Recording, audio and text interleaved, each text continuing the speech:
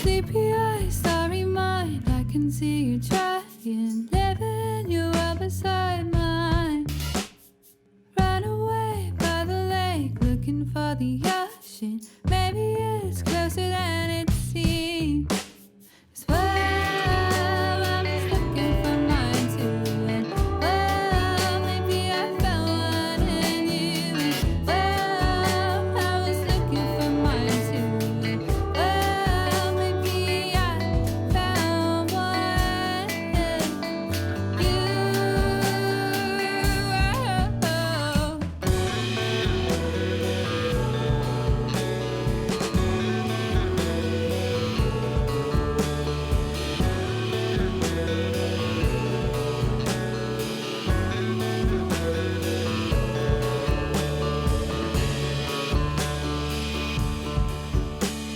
Sleepy eyes open wide, it's you that I'm chasing. Maybe you're chasing me too. Maybe you're lost in your faraway ocean. Maybe I'm lost there with you. Well, I was looking for mine too. Well, maybe I found one in you. Well, I was looking for mine too. Well, maybe I found one in you.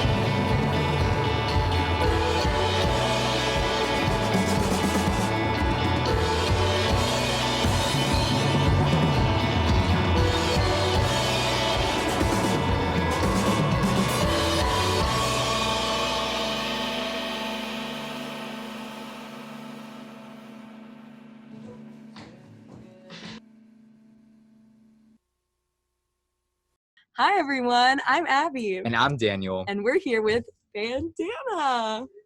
Hey. Welcome guys. It's been actually almost exactly a year since the last time we talked, so you guys can go down the line and introduce yourselves again. I'm Nick. I play drums. I'm Tim. I play bass. I'm Anna. I sing and play guitar. I'm Mason. I play the keys. Welcome again. We're so excited to talk to you guys because they have an album. Brand new album releasing tomorrow, if you're watching this right now, on November 13th, a new album. It is going to be called Uncertainty. And Abby and I have had a great privilege of listening to it, and it's absolutely fantastic. So we're just going to ask y'all a couple questions about the whole process, if that's cool with you guys. Yeah, so, well, we are amidst a pandemic right now. So obviously, since the album is coming out now, you guys recorded this album during the pandemic and kind of figured out all the kinks and did all of that during the last couple of months. So talk to us about that experience. Well, we recorded most of it right before the pandemic started, and then we just had a little bit to finish, but we couldn't do that obviously at first. So it originally was supposed to come out in June, and now Wow. it's November now. I forgot about that. So that was something.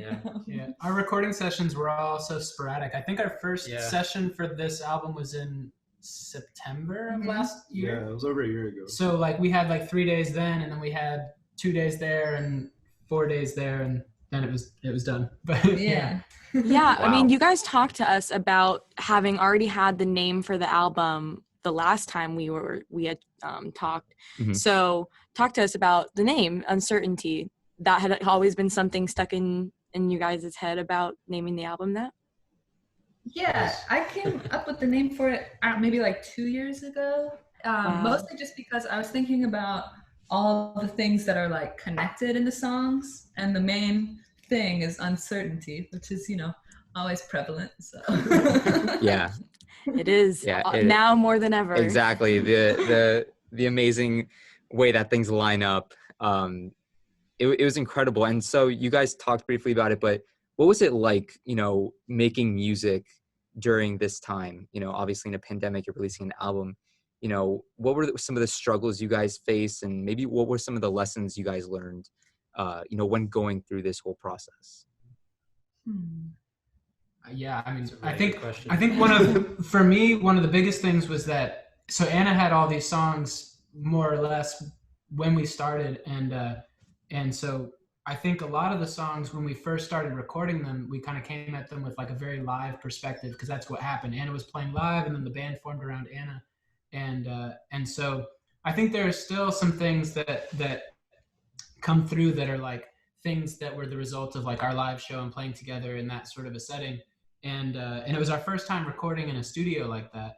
And so to kind of look at it from a whole different perspective, from the recording perspective, it's like a live performance and then recording a record are like two totally different things. And so I think over the fact that we were able to sit on them for so long was hopefully a good thing, because I think we had some time to reflect on like, we had like first drafts of the songs, or like we had all the drums down or whatever it was, and we were able to go like, oh, maybe we should we should actually like edit that out, or we should add this. And Yeah, just- the songs were so refined and like thought through. Like you could tell that there was just a lot of meticulousness and passion and creativity that went into every single song, especially after listening to the whole album. Yeah, something that I know Abby and I, we were talking about this the first time we got on, and we both listened to the album, and we both said the level, because we listened to your guys' music last year when we first interviewed you, and we were like, oh, this is so great. They make great music. And then we listened to this album, and I mean, just like another step. I'm just taken. obsessed with the Fire Escape Studio album like version. It's so different, but like, oh my gosh, it's great. Yeah, it caught me off guard, but in a really good way. I was like, okay, it's Fire Escape. I know what this is, and it was just like a new version of the same thing, and it was great. Cool. Thanks. Yeah. What was the thought process and like the changes that you added to that song specifically? The jars. Oh yeah. Oh yeah, Tyler the Creator. Yeah, Tyler the Creator plays the song where he like is on a jar, and they were like, "That's so cool. We should do that." I'm obsessed with that. That's I think it was from hilarious. Igor. Yeah. yeah. Yeah. Yeah. Oh my Tyler's, gosh, that's great. a collective hero. So We just wanted it to be different. Agreed. Yeah.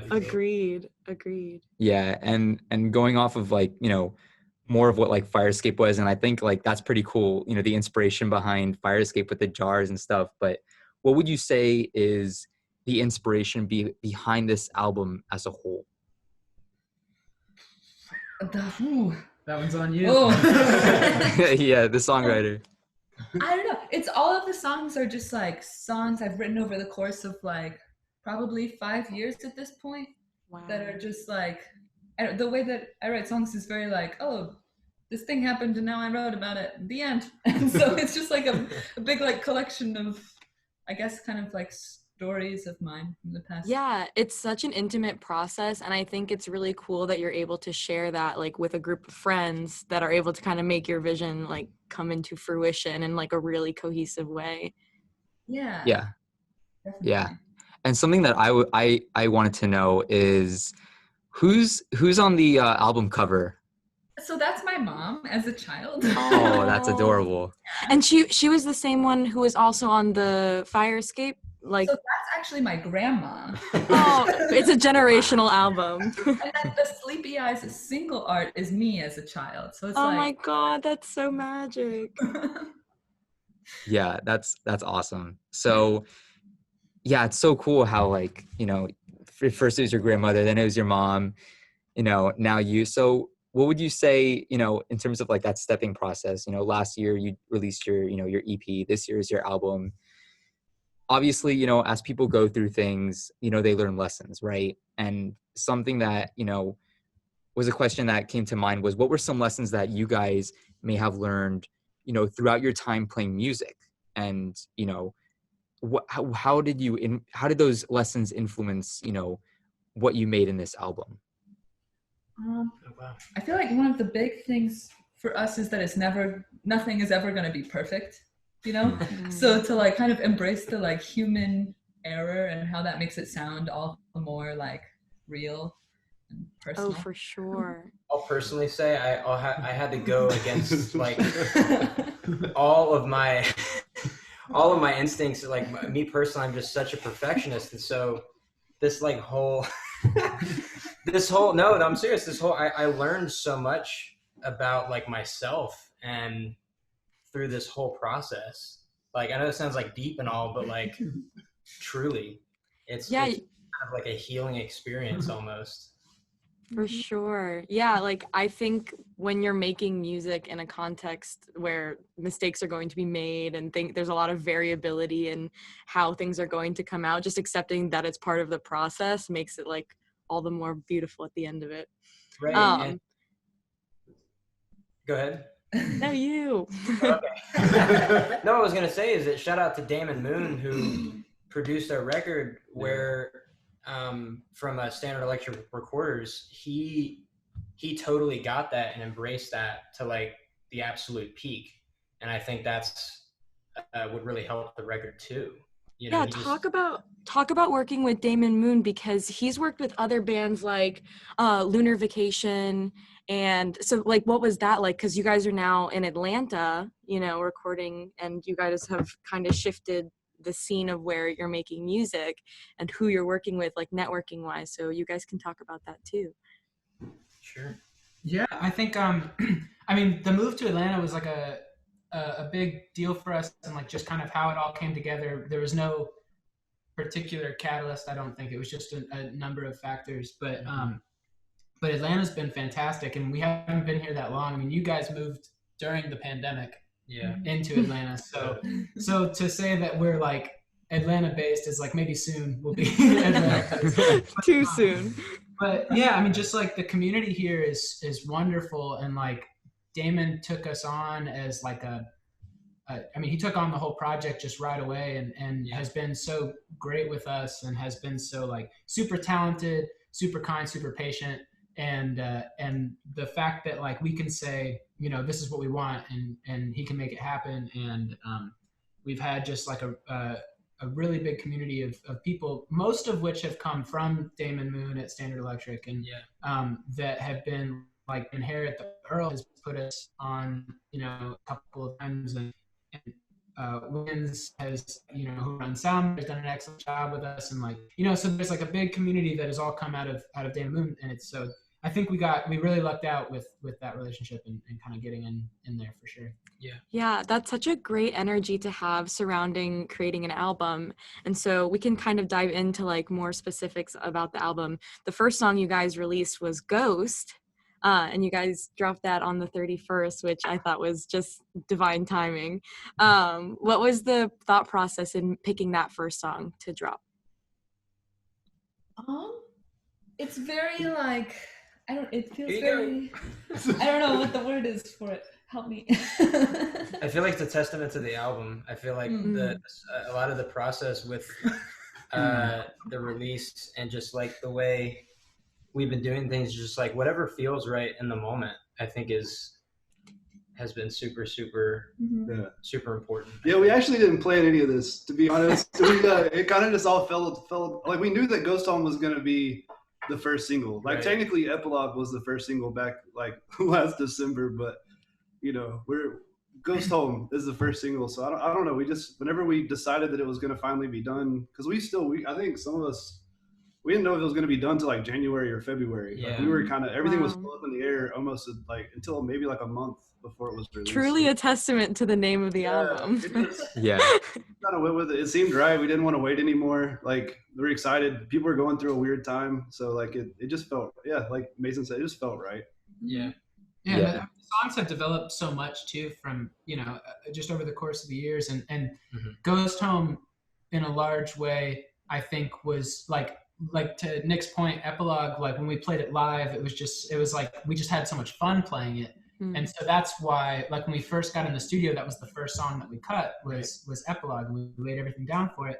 And we were so excited about being in the studio that we were like, let's put this on it and let's throw this on it. And so like especially the back half of it is just this like dense, like so many tracks that if you were like, do that song live, we're like, well, okay, but it's gonna sound nothing like it. We put in traffic, like we put Yeah. microphones outside for traffic. Oh my god, that's so banjo funny. and like some secret banjo and that sounds but like all that. And I think Ghost Home was probably, once we got into the studio, just like we were a little bit more mature with it, I think. Not that there was a huge amount of growth necessarily, but some. And so I think we were just able to be like, that was one of our tracks that from start to finish is like a composition I think we felt really like was like Mason said, a representative track, and felt, like here's who we are. Hopefully this is something that you like. We've got more coming soon, I definitely agree that it did that. I know when I listened to it, when it dropped, that's how I felt it. And having had already listened to the whole album, I could definitely understand why you chose that one.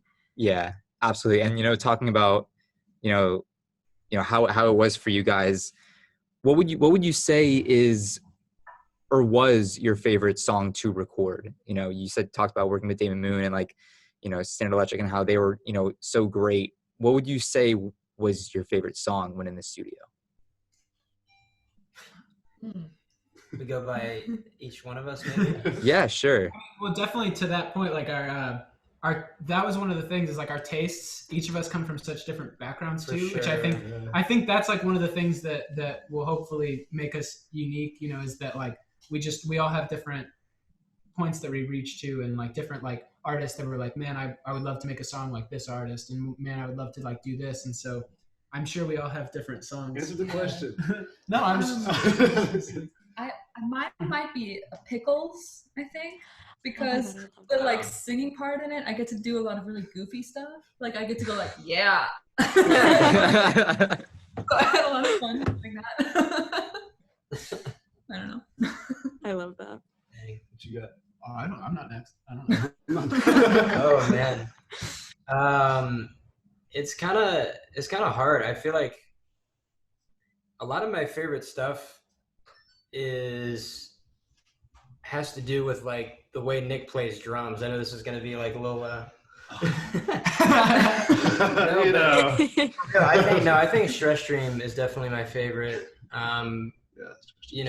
Nick does this really cool like stick pattern just on the rim of the snare with like hot rod sticks. Yes, I'm familiar. And, and so it's like it's very unexpected, but it just gives like a lot of space to Anna's voice and everything else that's going around it. And I don't know, it just has all the elements that I like about who we are, like be Tim's like very melodic bass lines, and just I think it like washes over you. That's like all my favorite music is just stuff that just kind of like washes over you. And so That's so great. Yeah, I think We'd be washy. Yeah, we do. Well, I don't have a really nice thing to say about Mason. And I also really like when he plays on the piano. Yeah, the piano's nice. Piano is very nice. Probably Epilogue, like because it was our first time in the studio, like I was excited. It was like my first time in a studio like that, being able to just like Damon is also a drummer, so he had like 8 different snare drums, and I got to play with all that. So like we were playing on this like 1960s like marching band bass. Oh my god, you must have been like a kid in a candy shop. Yeah. It was awesome. I felt so insecure, but I loved every second of it. And like Damon actually played drums on the end of that song. Like he played, we called it the Trash Kid. It was just trash, which is still somehow better than everything I own. But it was really cool watching him do that. Epilogue or like Fire Escape was dope because we just kind of got to play around and they let me just hit random stuff and try out some ideas. And Yeah, that was a you lot know, of fun. Tim and Anna are actually the ones that came up with the jars. They Yeah. saw Tyler, but Ugh, I loved it. it was Yeah. fun. I think Yeah. Fish Song was probably the one for me. I think that one we just like we tried like a lot of different random stuff in the studio, and Damon was like, "Well, I got this new piece of gear. You want to try this new piece of gear?" And I think Fish Song was the one where we kept it all. And so I think like we were able to just he was like, "I got this Space Echo. I've got this, I've got this guitar processor. I've got this new outboard gear that I haven't hooked up yet." And so like we were able to just throw in a bunch of stuff, and I think that was the song where it all kind of came together in a way that, because we did some of that on probably all of them, but that doesn't mean that it ended up on the album. So that was just fun to me. I just love being like in the studio like that and saying like, how can we make this like something I haven't heard before, and how can we like make this, because we've played the song so many times now. I was like, how can we make this interesting for us? Yeah. And especially like playing songs live is very different than consuming it like via headphone or listening to it on record. So kind of making that experience different and more special. So yeah, that's great. Do you guys have any funny stories like from your studio experience this past year? I do, yes. You're like plenty. Mason, since he made me feel weird, Mason is like, he went to school for music. He's very incredibly talented. Like you can see it through the music, but he wants things to be very perfect and very good. And like our first day in the studio, he was struggling because Damon is the opposite of that. Damon is like, and Damon brought that out of us. That Damon is like, I just want first takes. The trashier, the better. Like, let's make it sound real. Let's make it sound like, you just learned this part. Like, let's, and we tried to, find some happy medium there. But like Mason wasn't having it. He was having, he was having a good time, but a horrible time doing it. And I don't remember the exact conversation, but Damon just told Mason that he needed to be free or something. Mason comes back with, "I'm a free bald eagle." And ever since then, Mason's been a completely different person on the track. He's a changed man. That was our backup option for the album art, was Mason Photoshop just flying away. Superimposed on with an American flag. He's just an eagle. Yeah, that's and you guys recorded this in Atlanta. But before you guys were in Tallahassee. So I have to ask, what would you say are the changes or the differences that you've noticed, in recording in such a larger city like Atlanta compared to Tallahassee?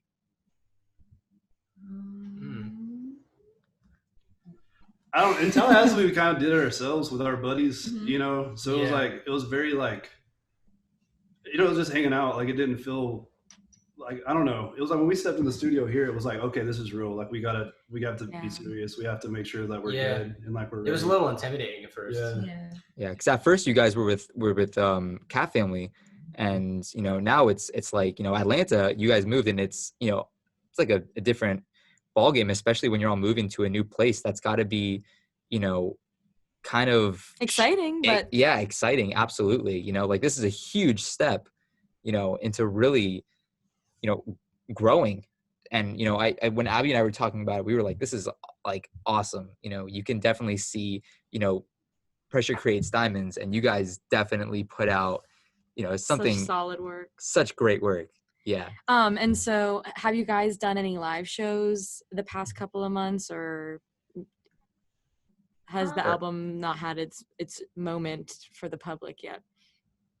Yeah, since the last live show we did as a band was probably in February. So it was it was the last day of February. Yeah, and now you guys must be looking forward then to Cat Fest, right? Yeah. And you will be releasing that video for us as well coming up, so that's going to be fun to start playing live music again, because I think that's such an essential part about releasing music, is being able to share it with people. Yeah, absolutely. Yeah, I think that's why we all do it. The recordings are dope, but I don't think any of us would do this if it was only recordings. It was like like none of us have some sort of ego to where we have to be on stage. But I think the playing is why we do this. Even the practicing, the like any of it, even playing in the studio. It's just we do this to play music. Like we don't. Yeah.